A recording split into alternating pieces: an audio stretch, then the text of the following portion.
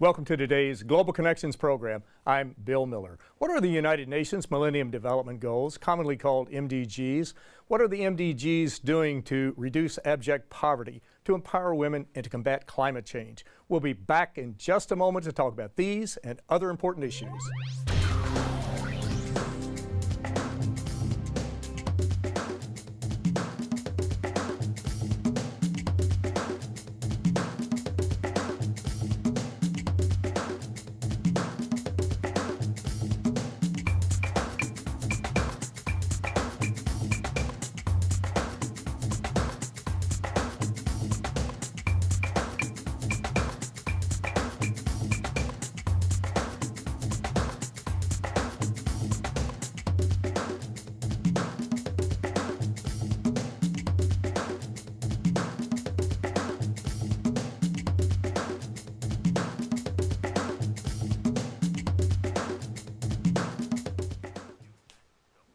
Welcome back to our program. Today we're taking a look at the United Nations Millennium Development Goals. My guest is an expert on these goals as well as many other aspects of the UN. My guest today is Dr. Robert Orr. Dr. Robert Orr is the UN Assistant Secretary General for Strategic Planning. Dr. Orr joined the United Nations from Harvard University, where he served as Executive Director of the Belfer Center for Science and International Affairs at the Kennedy School of Government. From 1996 to 2001, Dr. Orr served in senior posts in the government of the United States, including Deputy to the U.S. Ambassador to the UN and Director of the U.S. UN Washington office. Dr. Robert Orr, welcome to today's Global Connections program. Thank you. It's wonderful to be here. I appreciate you being with me today. We're going to talk about the MDGs, very important. We're going to talk about your office too, which is very important. Briefly, what do you do as Assistant Secretary General for Strategic Planning at the UN? In the Strategic Planning Office, we try to look to the horizon. What are the issues that the United Nations has to prepare the world to deal with in the future? So much of what we see in the headlines about the UN is crisis-oriented. Security crises, political crises, humanitarian crises. And yet the UN is called upon in a number of areas, in the development field, on climate change, in a range of areas. We need to figure out where we need to be in 2, 3, 5, 10 years, or 30 years. And so the Strategic Planning Office tries to identify those issues that the world can work on together now to be where we need to be 10, 20 years in the future. Exactly. That leads right into my next question. What are some of the major issues now that are high priorities today and will be 20 years from now, perhaps? Really, the biggest issues today are the set of development goals that will evolve out of the Millennium Development Goals for kind of the next 15 years. What will the world be trying to do on development? And the climate change equation. There is nothing more pressing in the world structurally on our future economic prospects, how we are going to live on this planet when we are a global family of 9 billion people. There's a lot we have to do, and I think those two big opportunities are coming to a head next year in 2015 when the world's governments have to agree both to a development framework and to a global climate change agreement. Exactly, and these issues impact us, but climate change impacts 7.2 billion people on planet Earth. We're all in this game together, and we can see that the seas are rising, the glaciers are melting, desertification is taking place, storms are becoming more extreme, they're becoming more violent, at times even more frequent, and we really need to be moving on this. This has been a high priority for the United Nations. That's fall under goal number 7, I guess, promoting sustainable development, but it's also been high on the agenda of the Secretary General Ban Ki-moon, has it not? Yeah. In fact, the Secretary General identified climate change as one of his top goals from the time he took office. And it was by his own acknowledgement, not because he came to the office with that as a goal, but because he listened to where the governments were and where the scientists were and saw a huge disconnect. What was happening to our planet and what we were not doing to solve the problem. And so he has systematically used the Office of the Secretary General to bring everyone together to focus on the climate equation. There is a global negotiation on climate, and that has been going for decades. But now the Secretary General has engaged global political leaders, heads of state and government. Presidents, prime ministers, and kings and queens have a different take on how to solve these problems. Climate change is not a scientific problem, it's not a technical problem. It is a fundamentally political and economic problem, and we need to approach it that way. Exactly. And it seems that there was some reluctance on the parts of some governments and the private sector to some degree, that they thought that this would be an income killing situation, or it would not generate revenue, that it would affect the bottom line. But you really, if you start looking at using clean energy, if you start moving away from the fossil fuels, it's a win-win situation, is it not? You may lose jobs in the coal industry, but you may pick them up in the solar industry. It seems that there's a trade-off there, and it's not going to be just an economic downward spiral, but we could actually progress. Well, economics, it's not a static equation. Economies everywhere are constantly changing. Industries are moving up, others are moving down. And the idea that we would lock into old industries for future jobs is just a non-starter. There are the more dynamic job growing industries are in the more sustainable spaces. People don't think about the solar industry as a major job producer, and yet you actually can produce more jobs in the solar industry than some of the dirtier fuels. So if you're trying to build economic dynamism, produce cheaper energy to drive your economy, and employ more of your people in jobs that will be there not only in 1 or 2 years, but in 10 or 20 years, it's a good time to make that bet. It certainly is. Now, the key, there are several, two major conferences in 2014, but the critical one's going to be in Paris in 2015. Is that correct? What will happen, or what would you like to see happen at that conference in 2015 to lock the countries and all the players in to actually reducing CO2? Well, in Durban, South Africa, just 2 years ago, the world's governments all agreed to agree on a climate change agreement. As Secretary General Ban has said in various places, we just have to eliminate one of those agrees. We just need to agree.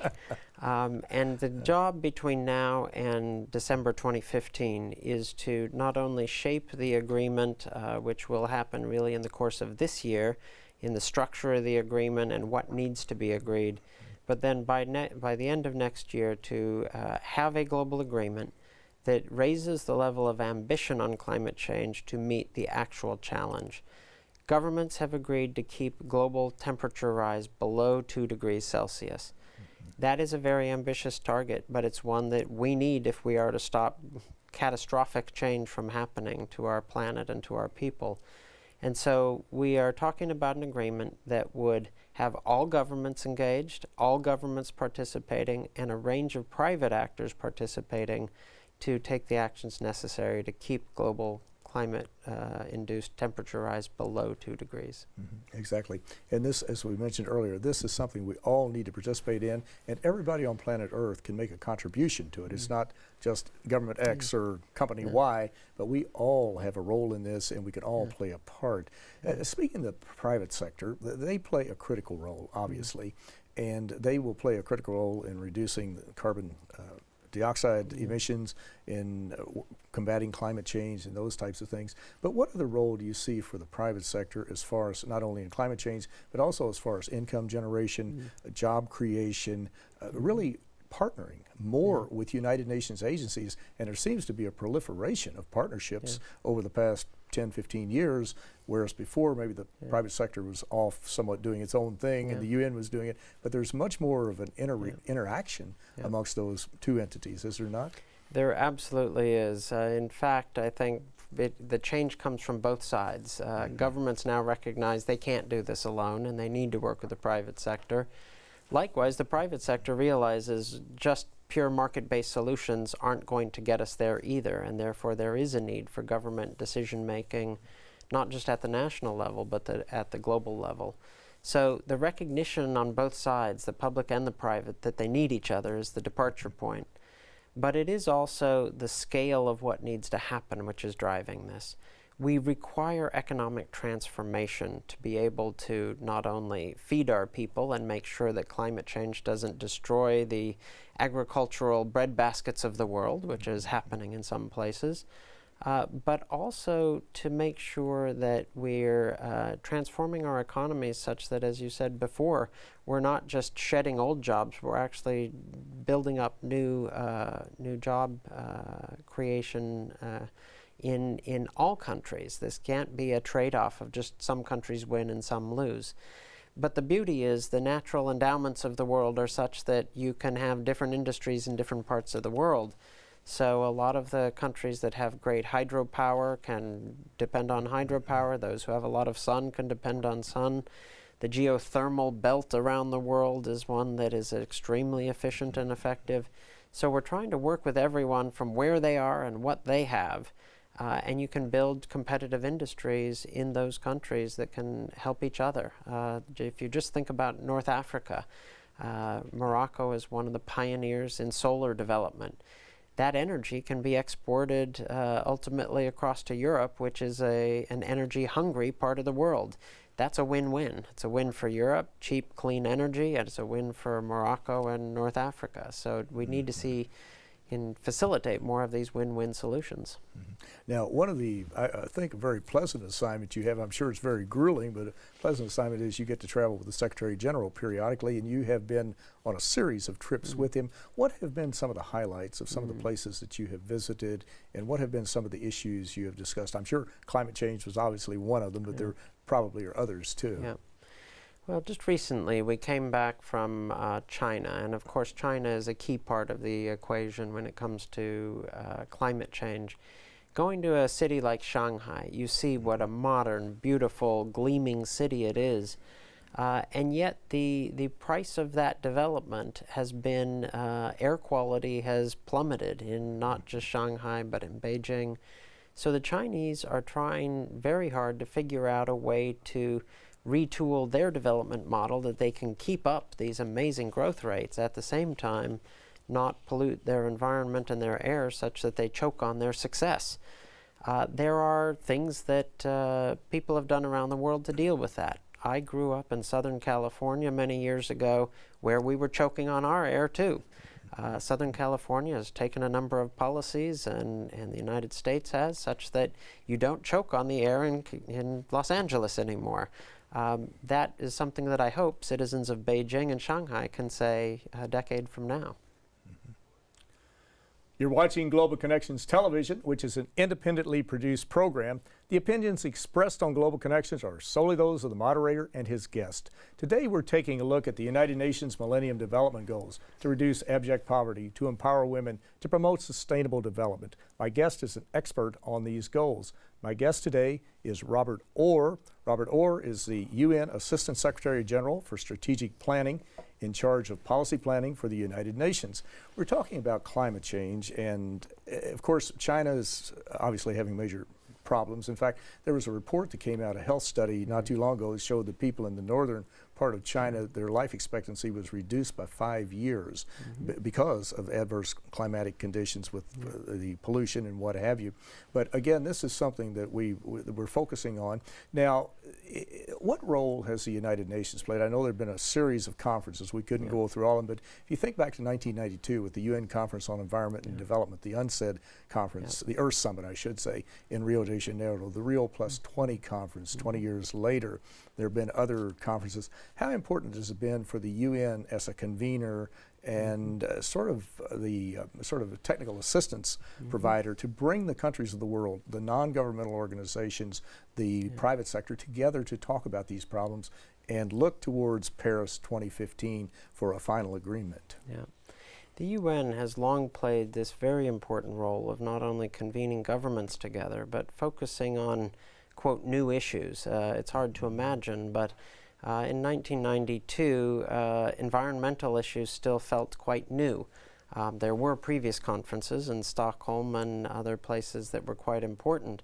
But beyond convening and getting attention to new issues, setting norms around these issues. What is it that we should be aspiring to, that we need to aspire to? In the climate space, it was very important. In 2009, people often felt that the climate discussions in Copenhagen were a failure. But there were a couple very important achievements in Copenhagen in 2009. One was the world's leaders agreeing on a target and what would be required to stop catastrophic climate change from really affecting all of our lives around the planet. And that was to keep temperature rise below 2 degrees Celsius. It's easily said, not so easily done, but to get that global agreement at a UN conference, now we can work on how to do that. And that's what the agreement that will be negotiated next year is all about, how we're going to do it. Exactly. Now, we're talking about the Millennium Development Goals, and there were 8 logical, practical, measurable goals adopted in 2000 by the 189 countries then, I guess, of the General Assembly, and they run through 2015, over a 15-year continuum, and there are 8 to reduce abject poverty by 50%, to promote universal primary school education, to empower women, to reduce infant mortality rates, to promote better maternal mortality rates, to improve those, and to combat AIDS, and to promote sustainable development, and to promote international partnerships. How are we doing on this? I know some countries have achieved all of them or part of them, but how are we doing as far as achieving them, and are there some that we need to really focus attention on that maybe have been lagging over the past 14 years or so? The Millennium Development Goals have been an extraordinarily successful experiment by any measure. I think many could be forgiven if 15 years ago they thought, maybe this UN decision to name 8 goals really won't amount to much. The fact is, though, that choosing a limited number of goals and focusing targets and plans for how to get there has revolutionized the way the world does development, and that countries have mobilized, societies have mobilized, businesses have mobilized, and it has dramatically reduced poverty, improved health, changed the way poor people live around the world.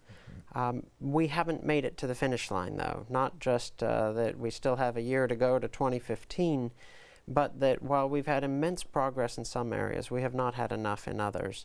While we have met early the aggregate goals on poverty reduction and on hunger, we have not met them on maternal and child health, for example. And this is so fundamental. If a woman's health is compromised, her entire family's future is compromised. And there's plenty of data to support that. And yet, we know what the interventions are that are needed to keep women healthy when they give birth. We know how to keep children alive before, during, and after their gestation period.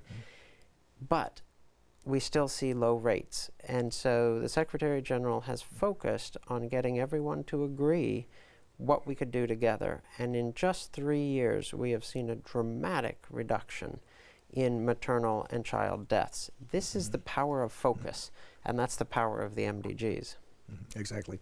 And as you mentioned, it really galvanized the world to a large degree because these were goals that were put together. I think Kofi Annan was the architect of them in the beginning, but they really they set up a goal line, so to speak, so that people could work towards them. And of course, over the years, more and more non-governmental organizations, service clubs like Lions International, Rotary International, Kiwanis, faith-based groups, just across the board, there must be literally hundreds of thousands of groups that are involved working towards these goals, and if they had not been laid out there, we would still not be focusing like a laser on them. You know, Bill, the power of positive competition should never be underestimated. Leaders want to look better than their neighbors. They want to show that, hey, look at what we've done on our goal number 3, 4. You would be amazed to hear leaders actually saying, how are you doing on 4? Well, 4 we're doing all right, but 5 we're really struggling. It's maybe a natural human characteristic, but it's one we have to tap into, which is not just should we do the right thing, but this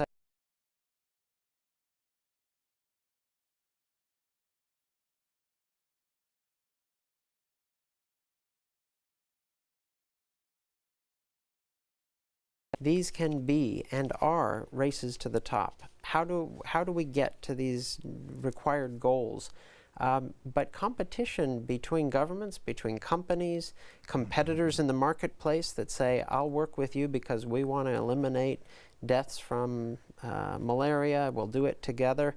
That kind of competition we love. Exactly. Collegial friendly competition. Race to the top. Race to the top. That is extremely important. Well, now the 8 Millennium Development Goals, that process ends December 31st, 2015, but really the whole idea is not going to die. We're not going to stop working on them, but you'll have the Sustainable Development Goals. What do you think will be, I know you can't identify all the Sustainable Development Goals, but what is the process to get to that point? And then how can the countries and the various groups buy into them and continue to focus on these goals that they've been working on the last 14 years? Yeah. Well, you're right. We are not going to stop on December 31st, 2015. That said, we are going to drive to that finish line. The MDGs have been a powerful motivating force. We want to see that to the end. And I think the more successful we are in achieving the MDGs, the better base we start from for the new Sustainable Development Goals that will be adopted for 2015 until 2030. There will be some important differences. They're not done yet. They're still under discussion. But I think we already see some likely trend lines. Broad agreement among governments that the new goals should be universal. This isn't just for the poorest countries, but it's to address these issues across the entire globe. That inclusivity is not only important from a political standpoint, but from an operational standpoint. It brings everyone into the game. Some other very important things, the sustainability element. The MDGs focused mostly on basic social and economic development relating to poverty. I expect the new goals to include all of those key goals and objectives of reducing poverty and dealing with the social and economic side. But these days you can't deal with the social and economic side if you're not also dealing with sustainability and the environmental crisis we're in from climate change and the misuse of the global commons. This is something that the new goals has to deal with, and I think we will see debate over how, but the fact that we will see, I think very likely, energy targets, energy access, energy efficiency, energy mix and renewables, this will be new, and I think this has a real power because our economies are driven on energy, but so is our health, so is our well-being in many ways. So bringing in some of those elements that were not in the MDGs could be a powerful tool to achieve what's left on the MDGs. Exactly. And if our viewers would like more information on the Millennium Development Goals or other aspects of the UN, they can go to www.un.org and get a lot more information about this. Peacekeeping, disaster relief, just on across the board. It's all on the un.org website. Talk a little bit, if you would, about the process. The UN operates on the consensus approach, as I recall, and so you have right now 193 countries in the UN General Assembly. How will they come together to adopt these new Sustainable Development Goals, and do all 193 have to agree to them? It is amazing, Bill, on any given day, if you picked 193 people off the street, you probably couldn't get them to agree to any single proposition. That's probably true. And yet, here at the UN, countries with manifestly different interests, different approaches, do come together and agree on some fundamental issues that are not always agreed in the beginning, that there is a process of how to get to agreement. On something like these development goals or on climate change, there are areas where there are perceived trade-offs. Someone's interests are hurt or helped by different decisions. But in the end, the increase in global good of being able to get some solutions that are good for everybody, and then find within the agreements how you can take care of those who are adversely impacted by some of the decisions. This is the give and take of not just global diplomacy, but of the global politics and the global marketplace. By coming together and doing the analysis on a fact basis, not just on ideology or on politics, what do we need to do? The scientists have been very clear, global scientists from all corners, what we need to do on climate change. Now we need to sit down and work out those compromises that will get us there. It is sometimes a maddening process. Any legislative process in any country is difficult. When it's 193 countries, it can be tremendously difficult. But I will tell you, the fact that they do come to agreement on big and important issues regularly, and that the governments will come to agreement on a development framework and on a climate framework is actually some hope that our world is in fact governable. You raised a very important point there, because we do have to keep in mind that the United Nations encompasses all 193 countries of the world. Every economic system, every religion is represented, every language, even though there are 6 official languages at the UN, every cultural moray and folkway is under the roof of the United Nations. And it really, when you look at the General Assembly and look at the Security Council, it's actually quite remarkable that they do agree as much on the various issues as they do, given the cultural diversity that you have with these large diverse populations. But Robert Orr, who is the Assistant Secretary General for Strategic Planning at the UN, I'd like to thank you so very much for a very interesting and a very informative program. Thank you, Bill. Thank you. Appreciate it. I'm Bill Miller. Thank you for joining us on today's Global Connections program.